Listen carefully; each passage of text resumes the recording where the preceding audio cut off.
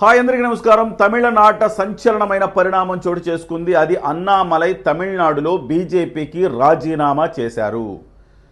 కేవలం 24 గంటలు కూడా గడవలేదు. అంటే నిన్న నైనార్ నాగేంద్ర గారు తమిళనాడు బీజేపీ అధ్యక్షులు అన్నామలై రాజీనామాకు సంబంధించి చాలా స్పష్టంగా చెప్పారు. అన్నామలై రాజీనామా చేయబోవట్లేదు, ఆయన బీజేపీలోనే కొనసాగుతారని చెప్పారు.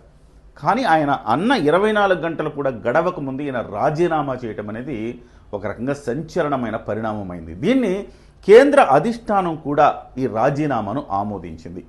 అంటే ఏం జరగబోతోంది? బీజేపీ కూడా అంగీకరించేసిన తర్వాత అన్నామలైకి లైన్ క్లియర్ అయింది. ఎందుకు అసలు అన్నామలై బీజేపీకి రాజీనామా చేయాల్సి వచ్చింది? ఇది ఇవాళ నుంచి కాదు, దాదాపు ఒక సంవత్సరం పైనుంచే ఈ అంశాలు ఆయన్ని నొచ్చుకునేలా పలు అంశాలు చేయడంతో ఆయన ఇవాళ రాజీనామా చేసినట్టుగా తెలుస్తుంది. ముఖ్యంగా డిఎంకేకి, అన్నా డిఎంకేకి వ్యతిరేకంగా బీజేపీ ఉండాలనేది ఈయన అన్నామలై ఆకాంక్ష. ఇవాళ ద్రవిడవాదానికి వ్యతిరేకంగా, ద్రవిడవాదం పేరుతోటి హిందూ వ్యతిరేక చర్యలు తమిళనాడులో జరుగుతున్నాయి. అలాంటప్పుడు ఒకవైపు డిఎంకే, అన్నా డిఎంకే ద్రవిడవాదాన్నే పోషిస్తూ ఉన్నాయి. ఎట్ ద సేమ్ టైం వచ్చిన టీవీకే కూడా ద్రవిడవాదాన్నే కాదనకుండా ద్రవిడవాదంతోనే ముందుకెళ్తామని చెప్తోంది. ఈ నేపథ్యంలో బీజేపీ ఒంటరిగా పోటీ చేస్తే ఖచ్చితంగా ఆల్టర్నేటివ్ సోర్స్గా బీజేపీకి ఓట్లు పడే అవకాశం ఉంది.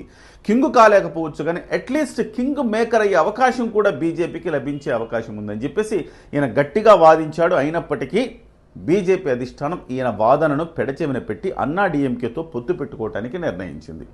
అయితే బీజేపీ వ్యూహం వేరుగా ఉంది. అన్నా డిఎంకేని కిల్ చేసి పూర్తిగా ఇటువైపు మెర్జీ చేయాలని బీజేపీ వ్యూహం.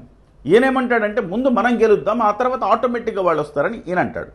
సో కాదని అన్నా డిఎంకే తోటి బీజేపీ పొత్తు పెట్టుకున్నది. అయితే పొత్తులో ఒక షరతు వచ్చింది అన్నా డిఎంకే నుంచి. అదేంటంటే అన్నామలైని తొలగించేసి నైనార్ నాగేంద్రను ఆ బీజేపీ అధ్యక్ష పదవిలోకి తీసుకోవాలి. అంటే బీజేపీ అధ్యక్ష పదవికి వచ్చే వ్యక్తి మాతో సత్సంబంధాలు కలిగి ఉండాలి. అన్నామలై మొదటి నుంచి కూడా డిఎంకే, అన్నా డిఎంకే రెండింటిని వ్యతిరేకిస్తున్నారు. మమ్మల్ని కూడా అనేకసార్లు దూషించాడు కాబట్టి అతనితో కలిసి మేము పనిచేయలేం.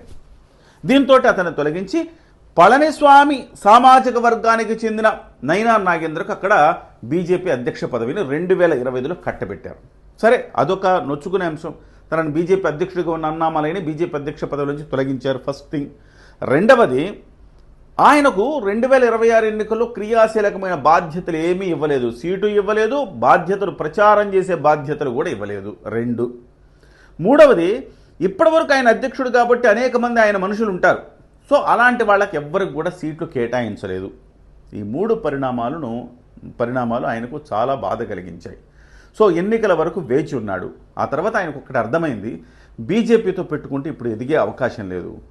ఆయన ఆల్ ఇండియా సర్వీసెస్ నుంచి వచ్చిన అధికారి, ఒక ఐపీఎస్ అధికారిగా తాను ఉద్యోగాన్ని వదిలేసి రాజకీయాల్లోకి వచ్చి సమాజాన్ని బాగు చేయాలనుకుంటే బీజేపీ ఆటలో తాను పావుగా మారిపోతున్నానని గ్రహించాడు. వెంటనే ఇవాళ రాజీనామాస్త్రాన్ని ప్రయోగించారు. మరొక పార్టీ పెడతాడు ఆయన, కొత్త పార్టీకి అవకాశం ఉందని ఆయన నమ్ముతున్నట్టుగా ఆయన సన్నిహితులు చెప్తున్నారు.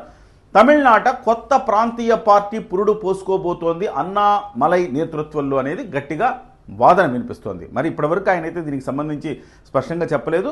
అధిష్టానం ఇప్పుడు బీజేపీ అధిష్టానం ఆయన రాజీనామాను ఆమోదించిన తర్వాత బహుశా ఇవాళ ఆయన సోషల్ మీడియాలో చిట్ చాట్ నిర్వహించబోతున్నారు. ఈ చిట్ చాట్లో ఆయన ఏమనుకుంటున్నారో బయట పెట్టే అవకాశం చాలా స్పష్టంగా కనపడుతోంది. ఎందుకు ఇలా జరుగుతోంది? తమిళనాట బీజేపీ ఎందుకు ఇది సెల్ఫ్ గోల్ వేసుకుందా అంటే ఖచ్చితంగా సెల్ఫ్ గోల్ వేసుకుంది. తమిళనాడులోనే కాదు, సో దక్షిణాది రాష్ట్రాల్లో బీజేపీ ఒక కర్ణాటక తప్ప మిగతా రాష్ట్రాల్లో సరైన వ్యూహంతో వెళ్ళడం లేదు.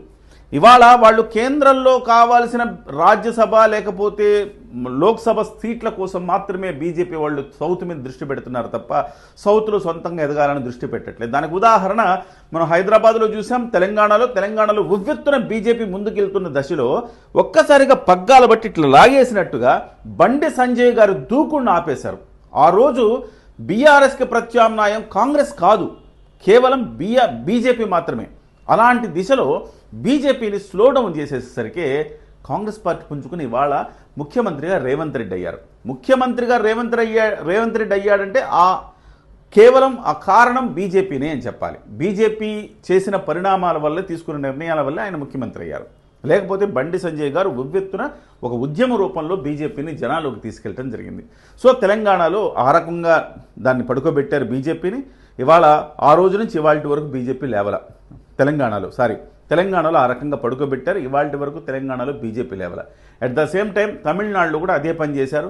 ఇక బీజేపీ లేస్తుందన్న నమ్మకం ఆయన కలగలేదు. ఖచ్చితంగా మనం సొంతంగా పోటీ చేయాలి, పార్టీ పెట్టాలని నిర్ణయానికి వచ్చారు.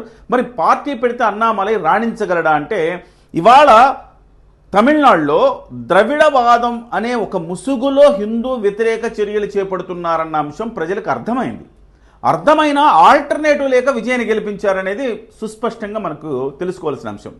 ఎందుకంటే అట్లీస్ట్ గుడ్డి కంటే మెల్లమేలు. అన్నా డిఎంకేలో ఒక నాయకత్వం లేదు. డిఎంకేకి వ్యతిరేకంగా ఎవరైనా నాయకుడు కావాలనుకుంటే దానికి ఆల్టర్నేటివ్గా విజయ్ని చూస్ చేసుకున్నారు. అదే కనుక అన్నామలై ఉంటే అన్నామలైకి కూడా ఓట్లు పడతాయి. అన్నామలైకి కూడా చాలా మంచి పేరు వచ్చింది. సో ఈ నేపథ్యంలో మొన్న టీవీకే గవర్నమెంట్ వచ్చిన తర్వాత కూడా హిందుత్వాన్ని మేము సనాతన ధర్మాన్ని ఎరాడికేట్ చేస్తాం, నిర్మూలిస్తామన్న వ్యాఖ్యలు మళ్ళీ చేయడంతో హిందువుల్లో కొంత బాధాకరమైన పరిస్థితులు, కొంత అసంతృప్తి నెలకొంది. ఈ నేపథ్యంలో అన్నామలై పెట్టే పార్టీ వీళ్ళందరికి కూడా డిఎంకే, అన్నా డిఎంకే, టీవీకే వీళ్ళందరికీ కూడా ఆల్టర్నేటివ్ సోర్స్ కాబోతోంది. తద్వారా అన్నామలై కింగు కాలేకపోవచ్చేమో కింగు మేకర్ అయ్యే అవకాశం ఉంది. 2031 సంవత్సరంలో జరగబోయే ఎన్నికల్లో ఖచ్చితంగా అన్నామలై ఒక క్రియాశీలక పాత్ర పోషించబోతున్నారు. ఖచ్చితంగా ఒక డైనమిక్ లీడర్గా ఆయన పేరు ప్రఖ్యాతులు తెచ్చుకోబోతున్నారు. డెఫినెట్గా తమిళనాడు రాజకీయాల్లో సరికొత్త చరిత్రను లిఖించబోతున్నారు అన్నామలై అని చెప్పాలి. అన్నామలైకి మనం ఆల్ ది బెస్ట్ చెప్దాం.